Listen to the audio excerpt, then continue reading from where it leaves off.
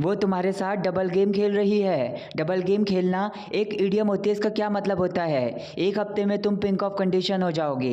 Pink of condition एक phrase होती है। इसका क्या मतलब होता है? तुमने उसे डाउन टू द ग्राउंड सिर पर चढ़ा रखा है। डाउन टू द ग्राउंड एक फ्रेज होती है। इसका क्या मतलब होता है? दोपहर के खाने ने मुझे लेथार्जिक बना दिया। लेथार्जिक वर्ड का क्या मतलब होता है? सिगरेट पीना हमारे स्वास्थ्य के लिए डेट्रीमेंटल है। डेट्रीमेंटल का क्या मतलब होता है? तो यस गाइस, आज के इस वीडियो में आप टोटल 20 वोकैबुलरी वर्ड्स सीखने वाले हैं। इनमें कुछ वोकैबुलरी वर्ड्स हैं, कुछ फ्रेजेस हैं, कुछ फ्रेजल वर्ब्स हैं और कुछ इडियम्स हैं। साथ में इन सभी की मीनिंग के साथ हम रियल लाइफ से रिलेटेड कुछ एग्जांपल्स के बारे में बात करेंगे। तो चलिएगा इस वीडियो को स्टार्ट करते हैं। पहला हमारा एक वर्ड है डेट्रीमेंटल। इसको एज एन एडजेक्टिव यूज़ करते हैं। इसका मतलब होता है कुछ है जो हानिकारक है। जैसा अगर मैं एग्जांपल लूँ, don't smoke, smoking is detrimental to your health. मतलब सिगरेट मत पियो, सिगरेट पीना तुम्हारे स्वास्थ्य के लिए हानिकारक है। Don't smoke, smoking is detrimental to your health. एक और एग्जाम्पल है, your decision will be detrimental to your future. मतलब जो तुम्हारा निर्णय है वो तुम्हारे भविष्य के लिए हानिकारक होगा। मतलब आप किसी से ऐसा कह रहे हो, your decision will be detrimental to your future. अगली हमारी एक इडियम है प्ले अ डबल गेम। इसका सिंपली मतलब होता है किसी के साथ धोखेबाजी करना। जैसा अगर मैं बोलूँ, she is playing double game with you. मतलब आप किसी से कह रहे हो कि वह तुम्हारे साथ धोखेबाजी कर रही है। She is playing double game with you.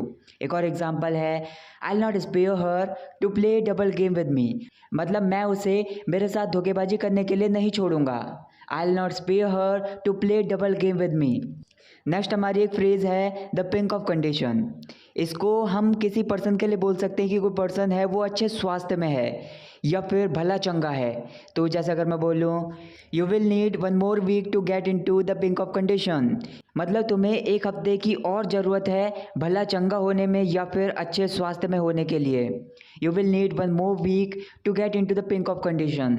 एक और एग्जांपल है, good to see you in the pink of condition. मतलब आपको अच्छे स्वास्थ्य में देखकर अच्छा लगा या फिर आपको भला चंगा देखकर अच्छा लगा, ऐसा आप किसी से बोल सकते हो। Good to see you in the pink of condition. अगला वर्ड है हमारा लेथार्जिक। इसको एज एन एडजेक्टिव यूज़ करते हैं। इसको हम किसी पर्सन के लिए यूज़ कर सकते हैं कि कोई पर्सन है वो बहुत ज़्यादा थका हुआ है या फिर बहुत ज़्यादा सुस्त है। जैसा अगर मैं बोलूँ, have a lunch made me lethargic. मतलब दोपहर के भारी भोजन ने मुझे सुस्त बना दिया या फिर मैं बहुत ज़्यादा थक गया उसकी वजह से। Have a lunch made me lethargic.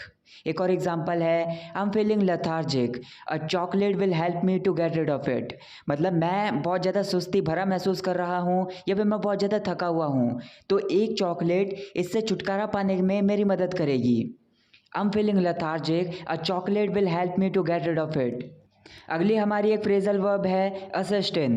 इसका मतलब होता है किसी चीज़ में किसी की मदद करना। जैसे अगर मैं बोलूँ, please assist me in this work. मतलब आप किसी से कह रहे हो कृपया इस काम में मेरी मदद करो। Please assist me in this work. एक और एग्जांपल है, राज असिस्टेड पुलिस इन इन्वेस्टिगेशन। मतलब राज ने छानबीन में पुलिस की मदद की। राज असिस्टेड पुलिस इन इन्वेस्टिगेशन। अगला एक सिंपल वर्ड है हमारा बी लाइन। इसको एज अ नाउन यूज़ करते हैं। इसका मतलब होता है एक सीधा रास्ता या फिर किसी चीज़ या किसी पर्सन की तरफ तेज़ी से जाने की क्रिया। जैसे अगर मैं बोलूँ, I was so lethargic today so I made a beeline for my bed on reaching home. Lethargic का मतलब अभी आपको मैंने बताया, इसका मतलब होता है कोई पर्सन है वो बहुत ज़्यादा थका हुआ है। तो मैं बहुत ज़्यादा आज थका हुआ था, इसीलिए मैं सीधा बेड पर गया या फिर बेड पर जाने के लिए मैंने एक सीधा रास्ता बनाया। I was so lethargic today so I made a beeline for my bed on reaching home. एक और एग्जाम्पल है, it started raining so I left market and made a beeline for my home. मतलब मैं बाजार में था तो वहाँ पर बारिश शुरू हो गई, तो बाजार को छोड़कर मैंने अपने घर के लिए एक सीधा रास्ता बनाया या फिर मैं घर की तरफ तेजी से निकल गया। It started raining so I left market and made a beeline for my home. अगली फ्रेजल वर्ब है कट समथिंग ऑफ। इसका मतलब होता है कुछ काट कर छोटा कर देना। जैसे अगर मैं बोलूँ, why did you cut off all your hair. मतलब आप किसी से पूछ रहे हो कि तुमने अपने सारे बाल काट कर छोटे क्यों कर दिए। Why did you cut off all your hair. Next हमारी एक फ्रेज है डाउन टू द ग्राउंड। इसका मतलब होता है पूरे तरीके से जैसे अगर मैं बोलूँ you have pampered him down to the ground, मतलब पूरे तरीके से तुमने उसे सिर पर चढ़ा रखा है। You have pampered him down to the ground. एक और एग्जांपल है I have got to know about her intentions down to the ground, मतलब उसके इरादों के बारे में मुझे पूरी तरीके से पता चल गया है। I have got to know about her intentions down to the ground. Poison someone's ear, ये एक इडियम है। इसका मतलब होता है किसी के खिलाफ किसी के कान भरना या फिर किसी के खिलाफ किसी पर्सन को चढ़ाना। जैसे अगर मैं बोलूँ she poison the ears of her friend against me, मतलब मेरे खिलाफ उसने अपने दोस्त के कान भर दिए या फिर मेरे खिलाफ उसने अपने दोस्त को चढ़ा दिया। She poison the ears of her friend against me. एक और एग्जाम्पल है don't listen to her lies, she is just trying to poison your ears against me, मतलब उसके झूठों को मत सुनो, वो बस मेरे खिलाफ तुम्हारे कान भरने की कोशिश कर रही है। Don't listen to her lies, she is just trying to poison your ears against me. अगला एक वर्ड है हमारा इनवर्ड। इसको एज एन एडजेक्टिव यूज़ करते हैं। इसका सिंपली मतलब होता है मन के अंदर। जैसे अगर मैं बोलूँ I understand your inward thoughts, मतलब तुम्हारे मन के विचारों को मैं समझता हूँ। I understand your inward thoughts. एक और एग्जांपल है don't try to take out your inward frustration on me, मतलब तुम्हारे मन के अंदर की भड़ास को मुझ पर निकालने की कोशिश मत करो। Don't try to take out your inward frustration on me. अगली एक फ्रेजल वर्ब है होप फॉर। इसका मतलब होता है किसी चीज़ के लिए उम्मीद करना या फिर किसी चीज़ के लिए आशा करना। जैसे अगर मैं एग्जांपल लूँ I hope for good weather tomorrow, मतलब कल मैं अच्छे मौसम की आशा करता हूँ या फिर कल मैं अच्छे मौसम की उम्मीद करता हूँ। I hope for good weather tomorrow. Next एक और एग्जांपल है hope for the best and prepare for the worst, मतलब अच्छे के लिए उम्मीद करो और बुरे के लिए तैयार रहो। Hope for the best and prepare for the worst. Next हमारी एक फ्रेज़ है क्विक ऑफ अंडरस्टैंडिंग। इसका मतलब होता है कोई पर्सन है वो तेज बुद्धि वाला है या फिर चीज़ों को जल्दी समझ लेने वाला है, तो मतलब वो पर्सन क्विक ऑफ अंडरस्टैंडिंग है। For example he got the situation his quick of understanding, मतलब वो स्थिति को समझ गया, मतलब वो चीज़ों को जल्दी समझ लेने वाला है। He got the situation his quick of understanding. एक और एग्जांपल है you are not quick of understanding, मतलब किसी पर्सन के लिए बोल रहे हैं कि तुम चीज़ों को जल्दी समझ लेने वाले नहीं हो या फिर तुम तेज बुद्धि वाले नहीं हो। You are not quick of understanding. Next एक वर्ड है अटोन। इसको एज अ वर्ब यूज़ करते हैं। इसका मतलब होता है किसी चीज़ के लिए प्रायश्चित करना। जैसे एग्जांपल है आई don't know how can I atone for my bad deeds, मतलब मुझे नहीं पता कि मैं अपने गलत कामों के लिए कैसे प्रायश्चित कर सकता हूँ। I don't know how can I atone for my bad deeds. एक और एग्जांपल है what would you have me to atone for my sin, मतलब मेरे पाप के प्रायश्चित के लिए तुम मुझसे क्या चाहोगे। What would you have me to atone for my सिन।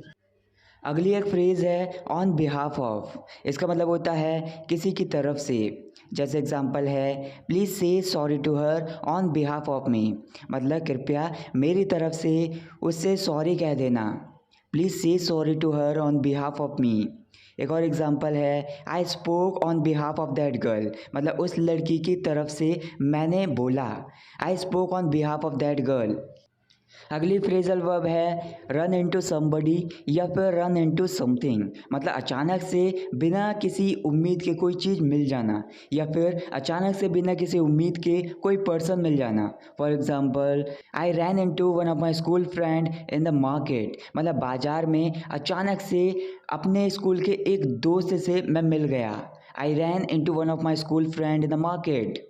एक और एग्जांपल है if you run into my document let me know, मतलब अगर तुम्हें अचानक से मेरे डॉक्यूमेंट मिलता है तो मुझे बताना। If you run into my document let me no. Next हमारा एक वर्ड है एक्वेंटेड। इसको एज एन एडजेक्टिव यूज़ करते हैं। इसका मतलब होता है कोई पर्सन है वो किसी का जानकार है या फिर वो किसी से परिचित है। For example I M acquainted with your father, मतलब मैं तुम्हारे पापा से परिचित हूँ। I am acquainted with your father. अगला वर्ड है सप्रेस। इसको एज अ वर्ब यूज़ करते हैं। इसका मतलब होता है किसी चीज़ को दबा देना या फिर किसी चीज़ को रोक देना। For example don't let your voice suppress you are with truth, मतलब अपनी आवाज़ को दबने मत दो, तुम सच के साथ हो। Don't let your voice suppress, you are with truth.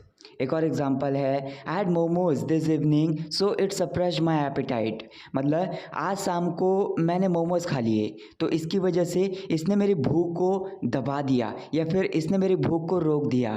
I had momos this evening so it suppressed my appetite. Next हमारी एक फ्रेजल वर्ब है butt in. It means to interfere, मतलब किसी के बीच में बाधा डालना या फिर किसी को बीच में टोकना। For example, I am sorry to butt in but it's very urgent, मतलब बीच में बाधा डालने के लिए मुझे माफ़ करें लेकिन ये बहुत ज़्यादा ज़रूरी है। I am sorry to butt in but it's very urgent. एक और एग्जांपल है, pardon me to butt in on your conversation, मतलब आपकी बातचीत के बीच में बाधा डालने के लिए मुझे माफ़ करें। Pardon me to butt in on your conversation. Next एक फ्रेज़ है बाय एंड बाय। इसका मतलब होता है तुरंत या फिर किसी चीज़ के ठीक बाद।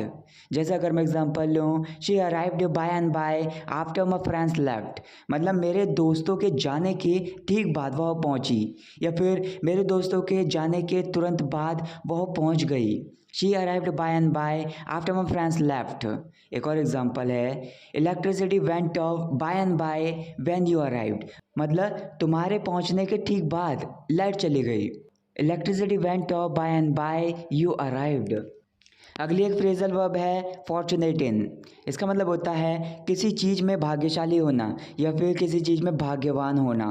For example, she is fortunate in having such kind of husband, मतलब ऐसे हस्बैंड को पाने में वह भाग्यशाली है या फिर भाग्यवान है। She is fortunate in having such kind of husband.